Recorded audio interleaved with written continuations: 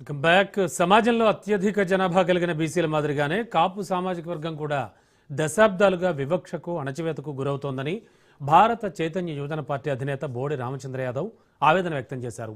పశ్చిమ గోదావరి జిల్లా తణుకులో జరిగిన కాపుల ఆత్మీయ సమావేశంలో ఆయన పాల్గొన్నారు. రాజధానిలో బీసీలకు 1000 ఎకరాలు కేటాయించాలనే డిమాండ్తో బీసీవై పార్టీ ఉద్యమిస్తోందన్నారు. ఇదే తరహాలో రాజధానిలో కాపులకు కూడా వాటా ఇవ్వాలంటూ అందుకోసం బీసీవై పార్టీ మద్దతిస్తుందని ఆయన ప్రకటించారు. రాష్ట్రంలో ఉన్న కాపు సంఘాలు, కాపు పెద్దలు ఈ అంశంపై స్పందిస్తే బాగుంటుందన్నారు.